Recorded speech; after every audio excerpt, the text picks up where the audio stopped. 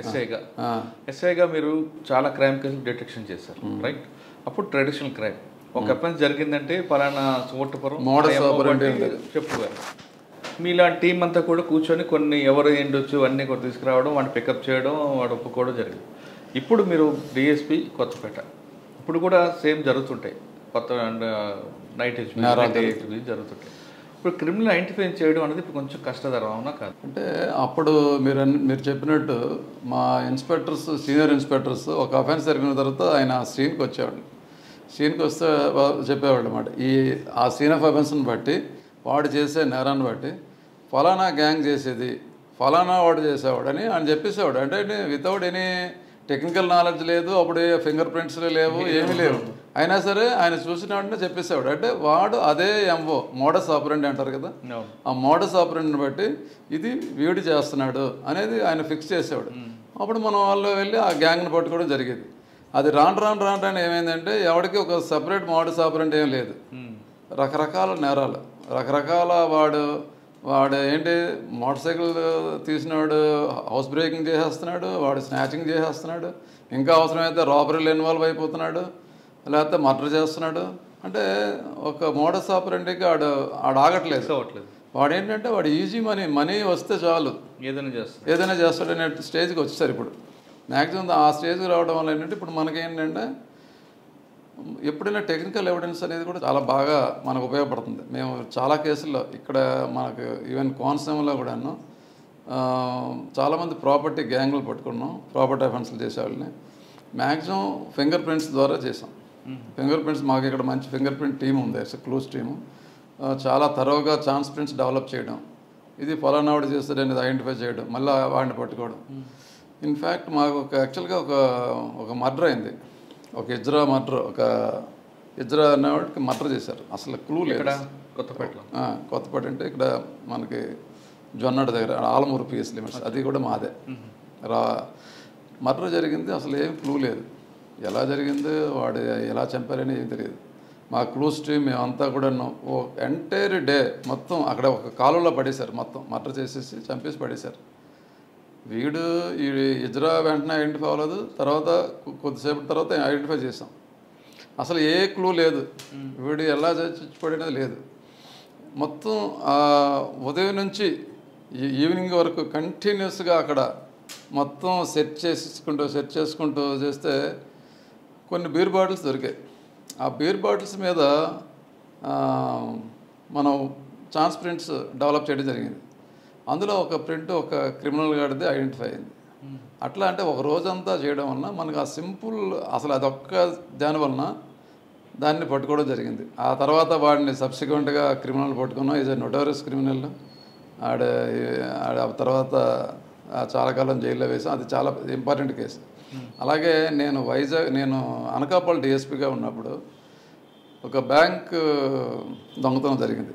అంటే విశాఖ గ్రామీణ బ్యాంకులోని ఒక నైట్ మొత్తం ఈ గ్యాస్ కట్టర్స్తోని ఐరన్ సేఫ్ టోటల్ అంతా మొత్తం కట్ చేసేసి అందులోంచి గోల్డ్ మొత్తం తీసుకుపోయారు. మాకు చాలా కొత్తగా అప్పుడు అఫెన్స్. అసలు మన ఐరన్ సేఫ్లు జనరల్గా బ్యాంక్స్లోనే అంత పోవడం అనేది మనం చాలా రేర్గా చూస్తాం. అది లోకల్ గ్యాంగ్ కాదు, లోకల్ గ్యాంగ్ ఎవడు చేయలేడు. ఐరన్ సేఫ్ ఉన్న దాన్ని బ్రేక్ చేయడం ఇంపాసిబుల్. ఆ రోజు సాటర్డే సండే 2 days సెలవు అవడం వలన మండే మార్నింగ్ వచ్చేటప్పటికి మనం ఐడెంటిఫై చేసాం. మేము అప్పుడు మా ఎస్పీ గారు ఉన్నారు, నేను అక్కడ డిఎస్పీ, మా సిఏ గారు అందరూ వెళ్ళిన తర్వాత క్లూస్ టీమ్ మొత్తం చేస్తే అప్పుడే మనకంటే ఈ ఫింగర్ ప్రింట్స్ ఎంత మనకు ఉపయోగపడుతుంది అనేది దాని మీద ఇమీడియట్గా వాడిని ట్రేస్ చేయడం జరిగింది. ఒక finger print Karnataka state out వచ్చింది, నాట్ ఇక్కడ మన కాదు, ఇక స్టేట్ అవుట్ వచ్చింది. మనం ఇమీడియట్గా గ్యాంగ్స్ అన్ని పంపించేసాం. వెంటనే అక్కడ వాడిని పట్టుకున్న తర్వాత వాడు నెక్స్ట్ మహారాష్ట్రలో ఉన్నారు మిగతా గ్యాంగ్ అంటే మొత్తం క్యాచ్ చేసి అప్పుడు 3 kg గోల్డ్ రికవర్ చేసాం. వాడు ఎంత దూరం ఎందుకు వచ్చాడండి? వాడు కర్ణాటక వాడు మహారాష్ట్ర వాడు కలిసి ఒక గ్యాంగ్గా ఏర్పడి ఒరిస్సా నుంచి వచ్చి అక్కడ ఏంటి రాజమండ్రిలో గ్యాస్ సిలిండర్స్ కొని అవి తీసుకువెళ్ళి అక్కడ వాటితోని గ్యాస్ కట్ చేసి ఈ అఫెన్స్ చేశాడు. ఇలా మీరు అప్పుడులో ఉన్న కష్టం ఇప్పుడు లేదంటారు? లేదని కాదు, మనకి ఇప్పుడు అసలు ఆ ఫింగర్ ప్రింట్ కానీ ట్రేస్ అవ్వకపోతే మనకి అసలు ఏమి క్లూ ఉండదు కదా. కానీ ఆ గతంలో ఒక సామాజిక వర్గం వాళ్ళే ఈ నేరం చేస్తారని ముద్రపడింది. ఇప్పుడు అన్ని సామాజిక వర్గాలు చేస్తున్నాయి. అది కూడా ఏం ప్రాబ్లం అవుతుందా మీకు? ఇప్పుడు సామాజిక వర్గాలతో లేదు, ఇప్పుడు అందరూ చేస్తున్నారు, ఎవరు అనేది లేదు. క్రిమినల్స్ మ్యాక్సిమం మనకి ఐడెంటిఫై చేసినప్పుడు జనరల్గా ఏం చేస్తున్నామంటే ఒక లిస్ట్ అవుట్ చేసుకుంటున్నాం.